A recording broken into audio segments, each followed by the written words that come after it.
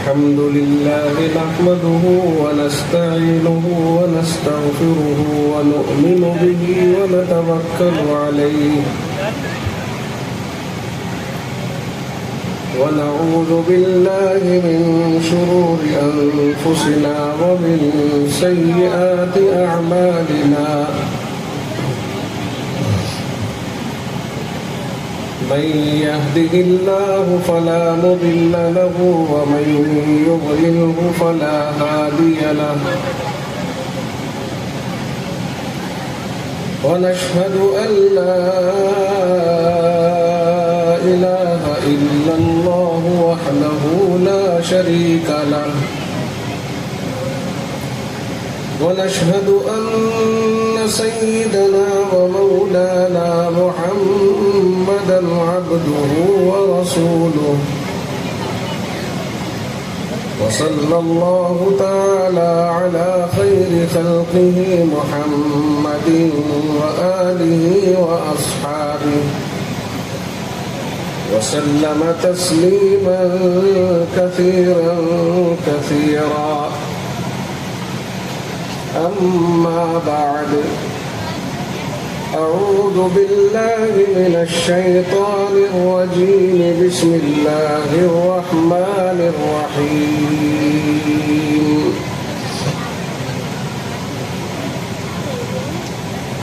وقضى ربك ألا تعبدوا إلا إياه وبالوالدين إحسانا إما يبلغن عندك الكبر أحدهما أو كلاهما فلا تقل لهما أف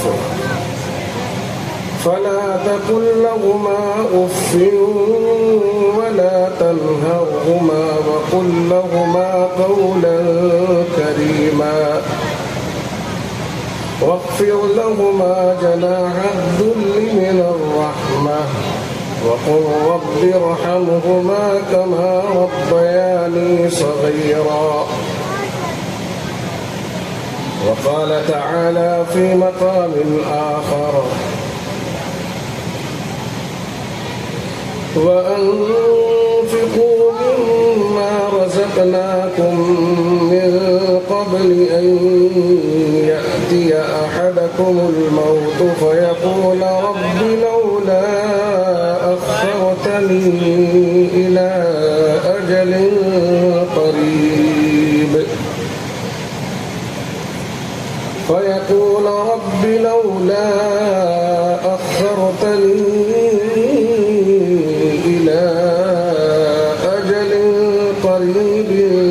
فأصدق وأكن من الصالحين ولن يؤخر الله نفسا إذا جاء أجلها والله خبير بما تعملون صدق الله مولانا العظيم.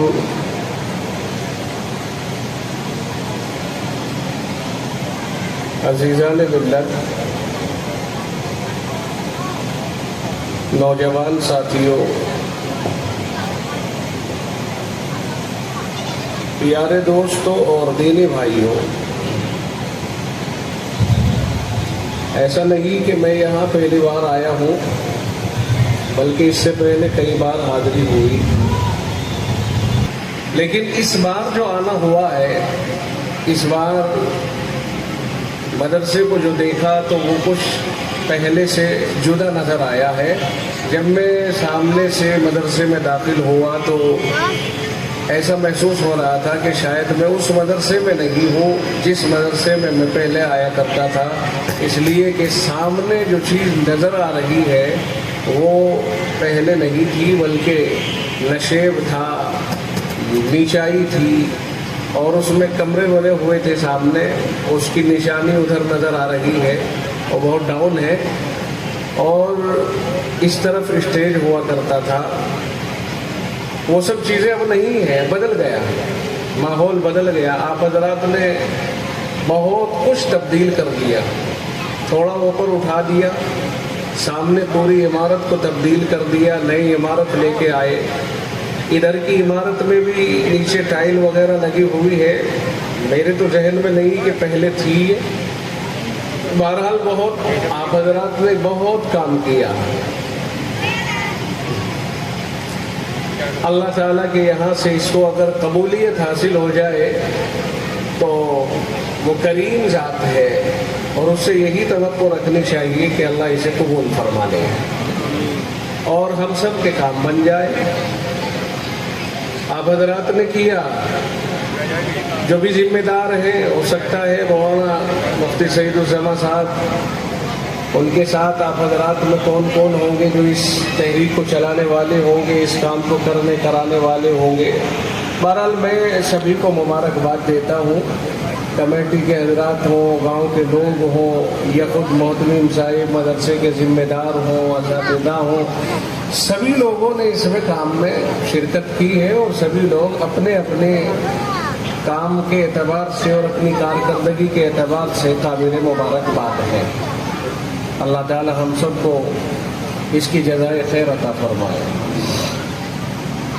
ایک ذمہ دار کا اتنا متحرک ہونا تو بہت ضروری ہے کہ وہ مدرسے میں یہ دیکھتا رہے کہ کہاں کچھ پرانا ہو گیا, کہاں کچھ ٹوٹ رہا ہے, کہاں کچھ ٹوٹے ہوئے کو درست کرنا ضروری ہے. کم از کم اتنا بیدار رہنا تو بہت ضروری ہے. اور جب آپ ایک قدم اٹھاتے ہیں تو اللہ تعالیٰ آپ کے قدموں کے ساتھ ساتھ آپ کو بہت آگے لے جاتا ہے. اللہ کے نام پر جو آگے بڑھے گا اللہ تعالیٰ اس کو آگے بڑھاتا ہے. اور اگر کوئی کرنا ہی نہ چاہے تو پھر اللہ کی مدد رک جاتی ہے. جو اس سے مانگتا ہے اسے ملتا ہے, جو نہیں مانگتا وہ دے گا کیوں؟ پھر کھانا تو دیتا رہے گا, وہ کھاتے رہو. اور باقی اگر ایسے ہی اعراض کرے گا تو بن مانگے کبھی دیتا ہے تو آزمائشیں بھی بہت بڑی بڑی آ جاتی ہیں. اس کی آزمائشوں سے بھی بچنا چاہیے. تو اسے بن مانگے دیتا ہی ہے, سب کو کھلاتا پلاتا ہے, لیکن پھر بھی اس سے ہمیشہ آدمی اپنی ضرورتیں پیش کرتا رہے, بڑی بڑی چیزیں اللہ سے مانگتا رہے کہ اللہ یہ حصہ جو رہ رہا ہے مدرسے کا اسے بھی بنوا دے. تیرے نزدیک تو یہ ساری دنیا مچھر کے پر کے برابر بھی حیثیت نہیں رکھتی ہے. پروردگار عالم, یہ تیرا گھر ہے, یہ تیرا دین کا مرکز ہے, تیرے دین کا مولا کریم اسے بھی اچھا کرا دے. اگر آدمی کوشش میں لگا رہے, اللہ تعالیٰ اس کی کوششوں کو آگے بڑھاتا رہتا ہے. ہر ذمہ دار کو اس طرح سے متحرک رہنا چاہیے. تعلیم میں بھی آگے بڑھے, تعمیر میں بھی آگے بڑھے, اللہ تعالیٰ پھر انشاءاللہ چار چاند لگا دیتا ہے. اور لوگوں کا حال تو یہ ہے کہ تم اگر ذرا سا کام کرنا شروع کرو گے تو لوگ تمہارا ساتھ دینے میں کسر نہیں چھوڑتے ہیں. ذمہ دار حضرات گھبرایا نہ کریں, یہ سب کچھ لوگوں کے دینے سے ہی ہوا ہے. اللہ کی عادت ہے کہ وہ لوگوں کو دیتا ہے اور لوگوں سے دلواتا ہے. وہ اگر چاہے تو نمونے بنا بنا کے اتارتا رہے, لو صاحب یہ آپ کے لیے ہو, جاؤ اس میں آپ رہنے لگو, اس میں آپ پڑھانے لگو. مگر اس کی عادت نہیں ہے. یہ عادت یہ ہے کہ وہ عوام کو دے گا اور پھر آپ کے دل میں طلب ڈال دے گا, آپ اس بات کو ان کے بیچ رکھیں گے اور پھر انہی کے ذریعے سے آپ کو دلوائے گا اور اپنی راہ میں ان کا قبول فرمائے گا. تو جتنا آپ کرو گے لوگ آپ کا ساتھ دیں گے اور دیتے ہیں. حسب توفیق لوگ ساتھ دیتے ہیں. جتنے دنیا کے اندر مدرسے, مسجدیں, خانقاہیں اور یہ ادارے بنے ہوئے ہیں, جہاں جہاں یہ دارالعلوم قائم ہیں, آپ بتائیے کیا عوام سے ہٹ کر کسی نے بنایا ہے ان کو؟ یہ سب کچھ عوام ہی کا دیا ہوا پیسہ ہے. لینے کا طریقہ ہے,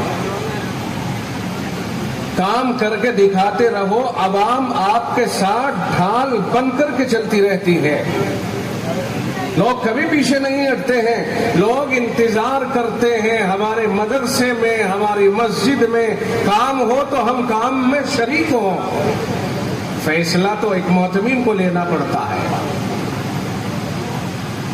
شورا اگر ہے تو تجویز اسے تیار کرنی ہوتی ہے، پیش شورا میں کرنی ہوتی ہے، پاس وہاں سے ہوتی ہے، اور اگر شورا پس و پیش کرے تو معتمین باصرار اسے منوا سکتا ہے کہ آپ تو صرف اجازت دیجئے، ہمارے پیچھے ہمارا عملہ محنت کے لیے تیار کھڑا ہوا ہے اور ہمیں ایسے ایسے لوگوں کا ساتھ حاصل ہے جو اس کام کو کرانے کے لیے تیار کھڑے ہیں، آپ کی صرف اجازت چاہیے۔ شورا بے وقوف نہیں ہے کہ وہ اجازت نہ دے، بس کام کرنے کا جذبہ ہونا چاہیے۔ ماشاءاللہ کام کیا، دیکھ رہا ہے، بہت اچھا لگا۔ اللہ تعالیٰ اسے خوب قبول فرمائے۔ احسان ہے ہمارے اوپر گاؤں کے لوگوں کا کہ یہ سب جڑے ہوئے ہیں، اور گاؤں پر احسان ہے مدرسے والوں کا کہ انہوں نے ان کو ایک ادارہ دیا اور ایک مقام دیا۔ کوئی اپنے گھر نہیں اٹھا کے لے جاتا، معتمین تو آتے ہیں اور جاتے ہیں، ادارے وہیں رہتے ہیں، ادارے کبھی اٹھ کر نہیں جاتے ہیں۔ جو معتمین ذمہ دار، متحرک اور فعال ہوتا ہے، جس کے اندر کچھ کرنے کا جذبہ ہوتا ہے اور وہ کر جائے، یہ احسان خداوندی ہے کہ اللہ نے اس کے ذریعے سے کسی گاؤں یا کسی زمین، کسی علاقے کو کوئی چیز دے دی ہے، تو سب ایک دوسرے کے احسان مند ہیں، عوام مدرسے والوں کی اور مدرسے والے عوام کے۔ اور جب اس طرح ایک دوسرے کو اپنا محسن سمجھیں گے تو پھر انشاءاللہ کام آگے بڑھتا چلا جائے گا۔ اور جب یہ سمجھے کہ ہم کسی کے محتاج نہیں ہیں، ہم تو دھولڈی سے نہیں ہیں تو باغپت سے لے آئیں گے، ہم تو یہاں سے نہیں تو وہاں سے لے آئیں گے، اور ہمارے تعلقات تو باہر بھی ہیں، ایسا آدمی زیادہ دن نہیں چل پاتا ہے۔ پہلے اپنا گاؤں ہے، بعد میں باہر ہے۔ جس نے اپنے قریبی لوگوں کو زیادہ ترجیح دی، اس کا وزن زیادہ مضبوط ہوتا ہے۔ تو خیر بہرحال میرا یہ عنوان نہیں کہ میں اس کے اوپر بولوں یا میں تو اس ظاہری خد و خال کو دیکھ کر کے میرے دل میں یہ آیا کہ بہت اچھا لگا، بڑا خوبصورت لگا، تو میں دونوں طبقوں کی اور سراہنے کی کوشش کی۔ میں ذمہ دار، معتمین صاحب اور کمیٹی کے افراد اور گاؤں کے حضرات، اور جو آپ حضرات میں سے باہر نوجوان رہتے ہو، کام کرتے ہو جذباتی، وہ حضرات بھی کبھی کبھی بہت جذباتی ہوتے ہیں کہ آپ کام چھیڑیے اور ہم جتنے باہر رہتے ہیں سب مل جل کر کے آپ کو انشاءاللہ ایک کمرے کے بھیج دیں گے، یا آپ مسجد نہیں بنائیے، صفوں کے پیسے اور قالین کے پیسے ہم بھیج دیں گے۔ اس طرح سے ہوتا ہے کام۔ یہ سب ایک دوسرے کے لیے محسن ہیں۔ جب تک سب ہم ایک دوسرے کو اپنا محسن نہیں سمجھیں گے، کام آگے نہیں بڑھ سکتا۔ یہی حال مدرسوں اور تبلیغی جماعت والوں اور خانقاہ والوں کا بھی ہے کہ مدرسے والے اپنے کو اصل نہ سمجھے کہ اصل کام ہم ہی کر رہے ہیں، یہ کیا ہے، اور تبلیغی احباب اپنے کو اصل نہ سمجھے کہ اصل تو ہم ہی کر رہے ہیں، یہ مدرسے والے کیا ہے، اور خانقاہ والے اپنے کو اصل نہ سمجھے، بلکہ سب ایک دوسرے کے مددگار ہیں۔ مدرسے کے کام کی بھی ضرورت، تبلیغ کی بھی ضرورت، خانقاہ کی بھی ضرورت ہے۔ یہ میرے مصطفیٰ کا دین ہے، کسی کی جاگیر نہیں ہے۔ ان سارے کاموں کی امت کو ضرورت ہے۔ جو کر رہا ہے وہ اللہ کے لیے کر رہا ہے، اور یہ جتنے بھی کام کرنے والے ہیں سب ایک دوسرے کے معاون ہیں اور مددگار ہیں۔ کوئی کسی کو کمتر نہ جانے، کوئی کسی کو ادنا نہ جانے، کوئی کسی کی تحقیر نہ کرے، اس کی اجازت شریعت میں نہیں دی جا سکتی ہے۔ اللہ تعالیٰ نے اپنے حبیب کے اوپر ایک کام بھیجا ہے اور اسے دنیا میں رائج کیا ہے۔ اس کام پر بہت سے افراد کا انتخاب ہو گیا، کوئی تبلیغ میں لگا دیا گیا، کوئی تدریس میں لگا دیا گیا، کوئی خانقاہی نظام میں لگا دیا گیا، اور سب مل جل کر کے نبی کے دین کو سینچ رہے ہیں اور امت میں رائج کر رہے ہیں۔ اس لیے سب ایک دوسرے کے محسن ہوئے۔ کوئی کسی کے خلاف بیان بازی نہ کیا کرے، اس لیے کہ تبلیغ بھی ضروری، مدرسے اور تعلیم بھی ضروری، بلکہ اس سے بھی کہیں ضروری خانقاہیں بھی ضروری۔ پھر جب سب چیزیں ضروری ہیں تو کمزور اور کمتر یا اس کے اندر حقارت کی نگاہ ڈال کر کے اس میں کمیاں نکالنے کی اجازت کس نے دی ہے، اور یہ جرأت کسی کو کیوں ہوتی ہے؟ سب ایک دوسرے کے مددگار ہیں۔ اگر مکان تعمیر ہوا ہے تو نیچے والی اینٹ، اوپر والی اور اس سے اوپر والی سب سے مل کر کے مکان بنا ہے، کسی ایک اینٹ سے مل کر کے مکان نہیں۔ اس لیے سبھی چیزیں ضروری ہیں اور سبھی کی ضرورت ہے۔ اسی طرح سے اور بھی محلے ہیں، مددگار ایک دوسرے کے، معاونین ایک دوسرے کے، سب ایک دوسرے کی ضرورتیں ہیں۔ کوئی تنہا اپنا کام انجام نہیں دے سکتا ہے۔ ایک محلے میں سب طرح کے لوگ رہتے ہیں، اور دنیا میں اللہ تعالیٰ نے مختلف سوچ اور مختلف مزاج کے لوگ پیدا فرمائے ہیں۔ کوئی کھیتی کر رہا ہے، کوئی عمارت کر رہا ہے، کوئی مدرسوں اور مکتبوں میں پڑھا رہا ہے، کوئی تبلیغ کر رہا ہے راہ خدا میں نکل کر کے، کوئی جہاد کر رہا ہے، کوئی کپڑا بن رہا ہے، کوئی دوسرے کاموں میں لگا ہوا ہے، کوئی عمارتیں بنا رہا ہے۔ یہ سب ایک دوسرے کی ضرورتیں ہیں۔ ان سب سے مل کر کے ایک معاشرہ اور ایک دنیا بنتی ہے۔ ہر ایک دوسرے کی ضرورت ہے۔ کپڑا بنانے والے بادشاہوں کی ضرورت ہے، اور عمارتیں بنانے والے سب کی ضرورت ہے۔ کھیتیاں کرنے والے ہم سب کی ضرورت ہے۔ کون ہے جو ضرورتوں سے ان کی انکار کرے؟ لیکن کوئی ایک یہ کہنے لگے کہ میں ہی سب سے اونچا ہوں اور یہ فلاں۔ وقت پر ہر ایک اونچا ہے، وقت پر ہر ایک ضرورت میں کام آتا ہے۔ اس لیے ایک دوسرے کا احسان مند ہونا چاہیے، اور ایک دوسرے کے پیشے اور ایک دوسرے کے کام کی قدر کرنی چاہیے۔ کوئی کسی کی ناقدری نہ کرے۔ ہمارے اوپر سب کے احسانات ہیں، پورا معاشرہ ہمارے لیے محسن ہے۔ بلکہ میں تو یہاں تک عرض کروں کہ انسانیت کی بنیاد پر اور دنیا میں زندگی گزارنے کی حد تک جو نالیاں صاف کرنے والے اور جو ہماری گندگیاں اٹھانے والے ہیں وہ بھی ہمارے محسن ہیں، ہمیں ان کی بھی قدر کرنی چاہیے۔ اگر یہ نہ ہو اور ان کا یہ شوق ختم ہو جائے، ہمارے گھر گندگیوں سے لت پت ہو جائے۔ اس لیے ہم ان کو بھی اپنے لیے مددگار اور اپنا محسن سمجھیں، اور ان کی بھی قدر کریں، ان کی بھی ناقدری نہ کریں۔ کوئی سڑکوں پہ جھاڑو لگانے والا بھی ہو، وہ بھی ہمارا محسن ہے، اس کے بھی احسان مند ہونے چاہیے۔ بہرحال ان میں فرق مراتب ہے، کوئی کسی درجے کا ہے، کوئی کسی درجے کا ہے۔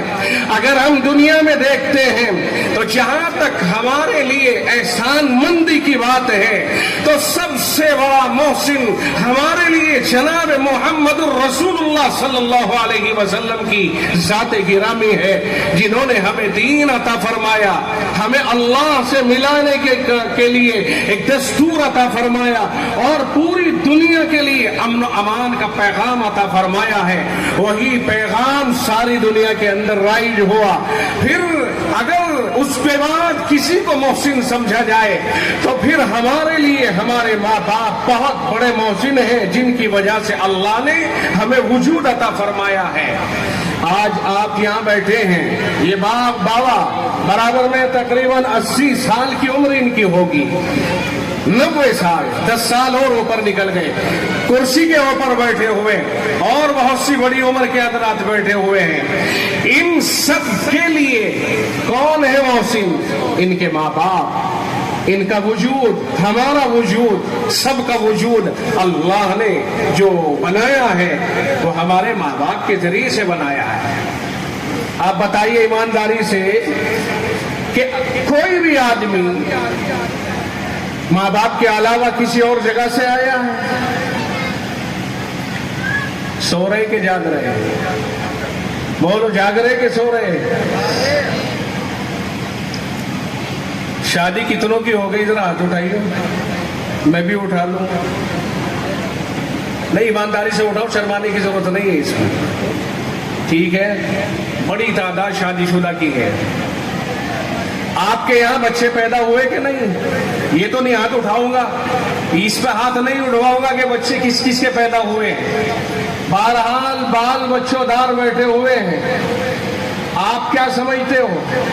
آپ کے ذریعے سے اللہ نے آپ کو اولاد عطا فرمائی ہے، یہ آپ کے کھیت میں پیدا ہوئے ہیں یہ بچے، اللہ نے آپ کو ذریعہ بنایا ہے نا۔ تو یہ بچے اگر آپ کے سامنے آنکھ دکھائیں اور آپ کو اپنا محسن نہ مانے، آپ کی توہین کریں، آپ کا دل ٹوٹے گا کہ باقی رہے گا؟ ایمانداری سے بتائیے آپ کے دل کے اوپر کیا گزرے گی؟ آپ کو احساس ہوگا کہ نہیں ہوگا؟ آپ یہ محسوس کریں گے کہ یہ بچہ جب تک پیدا نہیں ہوا تھا ہم نے اللہ سے رو دھو کے مانگا، اور اگر کئی سال ہو گئے، اور اب تو ایسا ہو گیا کہ جس سال شادی ہو گئی اسی سال اگر بچہ نہ ہوا تو سوچنے لگتے ہیں کہ اس بہو کا کیا کریں، کون سے حکیم کو دکھائیں اور کون سے ڈاکٹر سے رابطہ کریں۔ جس سال شادی ہوئی ہے اسی سال بچہ چاہیے۔ دنیا کا مزاج بن رہا ہے۔ اب سے ذرا پیچھے کو 25 30 سال 50 سال پہلے چلو تو شادی اب ہو رہی ہے، بچے 10 سال کے بعد شروع ہو رہے ہیں، کوئی بڑی بات نہیں تھی، کوئی زیادہ احساس۔ آج کا دور بڑا ایڈوانس ہے، تازے تازے بچے چاہیے۔ پہلے شادی کی دعا، پھر بچوں کی دعا، بچے ہو گئے تو ان کی سلامتی کی دعا، پھر جوان ہو گئے تو ان کی مزید شادیوں کی دعا۔ اب جب وہ بڑے ہو گئے، کسی کارت کے ہو گئے، تو آنکھ میں آنکھ ڈال کر کے اور آنکھوں کو سرخ کر کے اپنے ماں باپ کو مروب کرنے کی کوشش کرتے ہیں۔ وہ وقت ماں باپ کے اوپر انتہائی نازک ہوتا ہے جب اسی کی اولاد جو اس کے وجود سے وجود میں آئی ہے اور اللہ نے ان کے جسم کو ان کے وجود کا ذریعہ بنایا ہے، وہی اولاد جب ان کے سامنے اکڑتی ہے اور ان کی توہین کرتی ہے، اس وقت میں ان کے ماں باپ کے جو دلوں کے اوپر ایک عجیب و غریب کیفیت پیدا ہوتی ہے، وہ احساس کی کیفیت اللہ کے یہاں پر انتہائی اہمیت رکھتی ہے۔ انتہائی نازک مرحلہ ہوتا ہے وہ جب کوئی اولاد اپنے ماں باپ کے سامنے اکڑ کے دکھاتی ہے۔ یاد رکھنا، جھکنے والا بچتا ہے، اکڑنے والا ٹوٹ جاتا ہے۔ جو اکڑ گیا وہ ٹوٹ گیا، جو جھک گیا وہ بچ گیا۔ اس لیے لچک پیدا کرو اور ماں باپ کے سامنے اس انداز میں پیش آؤ۔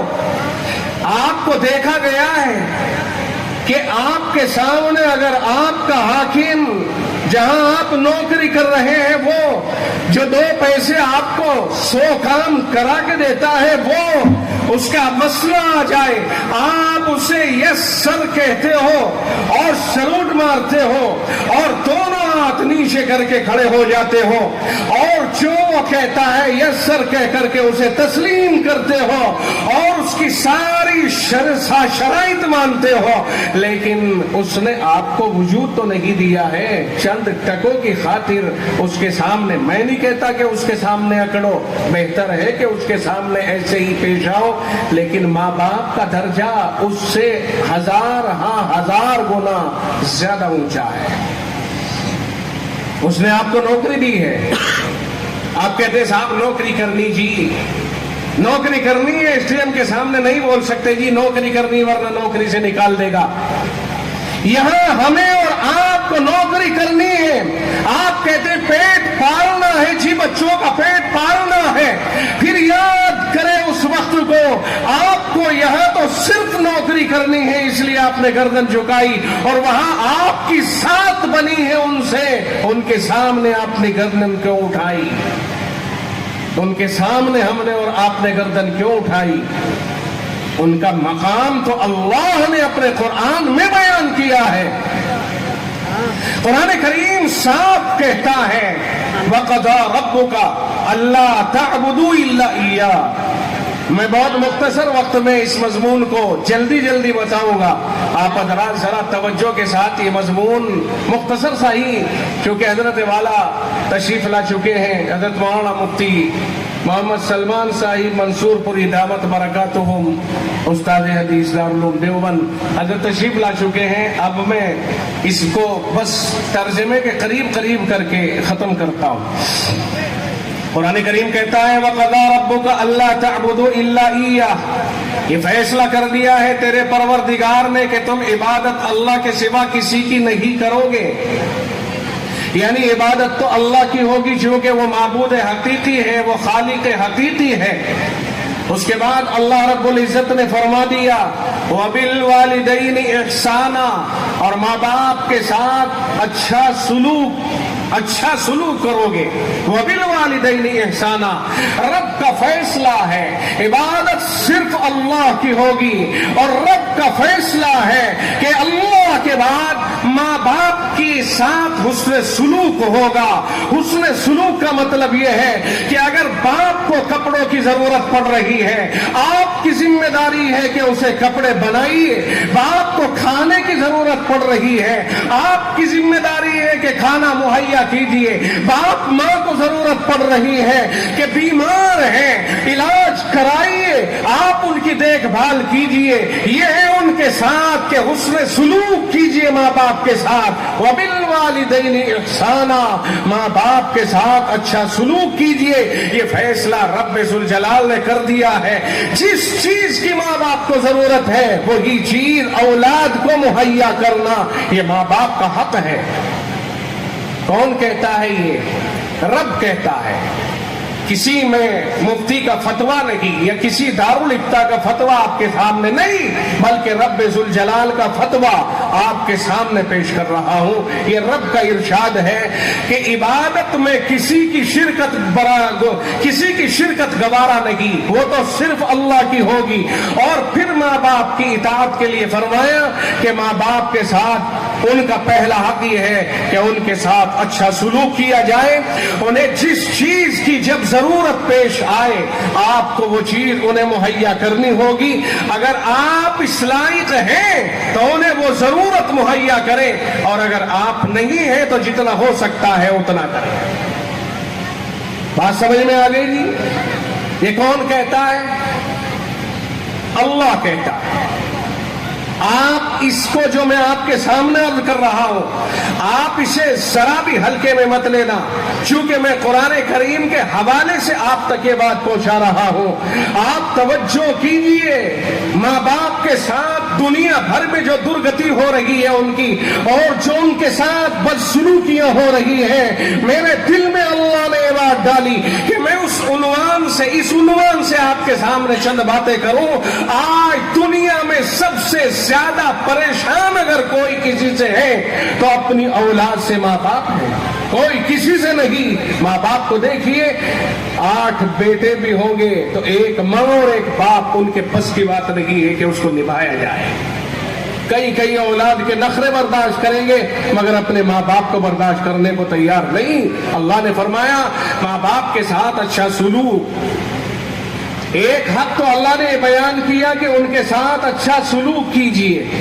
دوسرا حق اما یبلغن عندک الکبر احدهما او کلاهما فلا تقل لهما اف.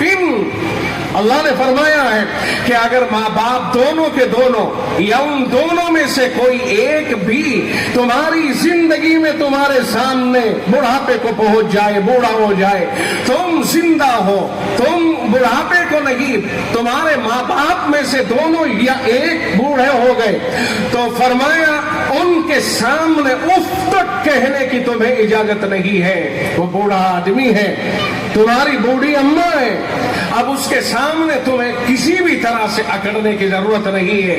فلا تقل لهما اف، انہیں اف تک نہ کہیں. یہ عرف ہے ہمارے یہاں بھی استعمال ہوتا ہے کہ اف بھی نہ کہہ دیا جائے. اس کا مطلب یہ ہوا یہ ہلکی سی بھی ان کے سامنے کوئی ایسی بات نہ کی جائے جس سے ان کے دل کو تکلیف پہنچے. ولا تنہرهما، اور انہیں جھڑکنے کی ضرورت نہیں ہے، جب اف بھی کہنے کی ضرورت نہیں ہے، ہوں ہاں کرنے کی ضرورت نہیں ہے، منہ بنا کر کے بات کرنے کی ضرورت نہیں ہے، تو تنہر لا تنہرہما، انہیں جھڑکنے کی اجازت کیسے ہوگی؟ انہیں دھمکانے کی ضرورت نہیں۔ پھر کیسے کریں؟ تو رب کہتا ہے وَقُلْ لَهُمَا قَوْلًا كَرِيمًا، ان کے سامنے نرم گفتگو کیجئے، پیار کے ساتھ گفتگو کیجئے، نرم نرم گفتگو کریں، پیار بھری گفتگو کریں۔ یہ بات تو سمجھ میں آنے والی ہے۔ ماں باپ کے سامنے کھڑے ہو کر کے کوئی آدمی اکڑ کر کے دکھائے تو اپنا کم از کم پہلے یہ تو محاسبہ کر لے کہ تو ہے کون؟ تو آج ان کے سامنے جو اکڑ رہا ہے تو ہے کون؟ تو آیا کہاں سے ہے؟ اگر یہ نہ ہوتے، ان کے ذریعے اللہ تعالیٰ تجھے پیدا نہ کرتا تو آتا کہاں سے؟ آیا ہی انہی کے ذریعے، اور جب پیدا ہوا تھا تو تیرے بس میں کچھ نہیں تھا، ننگا گندا روتا تھا، ہر ضرورت کو تیرے ماں باپ پوری کرتے تھے، ہر ضرورت کو انہوں نے محسوس کیا، رویا، محسوس کر گئے کوئی تکلیف ہے، سینے سے لگا لیا، کبھی ڈاکٹر کے یہاں جا رہے ہیں، کبھی تیری اور پریشانیوں کو محسوس کر رہے ہیں، کبھی بھوک کا انتظام کر رہے ہیں، کبھی دوائی کا انتظام۔ یہ ماں باپ ہیں جنہوں نے پرورش کر کے پروان چڑھا کے تجھے جوان کر دیا، اور آج انہیں دھکے دے رہا ہے، آج ان کے سامنے بدتمیزیاں کر رہا ہے۔ تو ماں باپ کی ذمہ داری بنتی، ماں باپ کو اچھی طرح رکھنے کی ذمہ داری بنتی ہے کہ اچھا سلوک کرے ماں باپ کے ساتھ۔ ماں باپ تو ایک ایسی چیز ہے، ان کا کوئی بدل نہیں ہو سکتا ہے، وہ بے بدل چیزیں ہیں۔ اللہ تعالی ہم سب کی حفاظت کرے، اپنے ماں باپ کے ساتھ اچھا سلوک کرنے کی توفیق عطا فرمائے۔ آگے کیا فرمایا اللہ نے، اسے سن لیجئے، وَقُلْ لَهُمَا قَوْلًا كَرِيمًا کے بعد وَاخْفِضْ لَهُمَا جَنَاحَ الذُّلِّ مِنَ الرَّحْمَةِ، فرمایا عاجزی کے بازو ان کے سامنے جھکا دیجئے۔ توجہ ادھر رہے، ان کے سامنے عاجزی کے بازو جھکا دیجئے۔ آپ افسر کے سامنے کھڑے ہوتے ہو، مالک کے سامنے کھڑے ہوتے ہو، اس طرح کھڑے ہوتے ہو جس طرح سے ان کے سامنے کھڑے ہوتے ہو، اس سے کہیں زیادہ باادب ماں باپ کے سامنے کھڑے ہونے کی ضرورت ہے۔ یہاں اس قدر اکڑ گئے، بے تکلف ہو گئے کہ ماں باپ کے سامنے کوئی ادب کا خیال ہی نہیں رہا۔ نہیں، ماں باپ کے سامنے عاجزی کے ساتھ کھڑے ہو جائیے۔ اور آخر میں اللہ نے فرمایا ان سب کاموں کو کرنے کے بعد پہلا کام کیا بتایا اللہ نے کہ وَبِالْوَالِدَيْنِ إِحْسَانًا، ماں باپ کے ساتھ اچھا سلوک۔ آگے کیا فرمایا، بوڑھے ہو جائیں انہیں اف تک نہ کہو، انہیں جھڑکو مت، ان کے سامنے نرم گفتگو کرو، ان کے سامنے عاجزی کے انداز میں بازو جھکا کے کھڑے ہو جاؤ۔ اور اخیر میں فرمایا یہ سارے کام بدل سے ختم کرنے کے بعد اللہ کی بارگاہ میں یہ عرضی پیش کرو کہ مولا کریم رب ارحمہما کما ربیانی صغیرا، اے اللہ ان پر رحم ایسے ہی کر جس طرح انہوں نے ہمیں بچپن میں پالا ہے، کہ سارے حق پورے ادا کرنے کے بعد بھی تم ان کا حق ادا نہیں کر سکتے ہو۔ یہ ماں باپ کی بات ہے میرے بھائی۔ جو بچے ہیں ہمارے جوان ہیں، آج وہ جس چیز کو محسوس نہیں کر رہے ہیں کل چل کر کے وہ محسوس کریں گے۔ اللہ کے نبی علیہ السلام نے یوں فرمایا بر آباءکم یبر ابناؤکم، اپنے ماں باپ کے ساتھ اچھا سلوک کرو، تمہاری اولاد تمہارے ساتھ اچھا سلوک کرے گی۔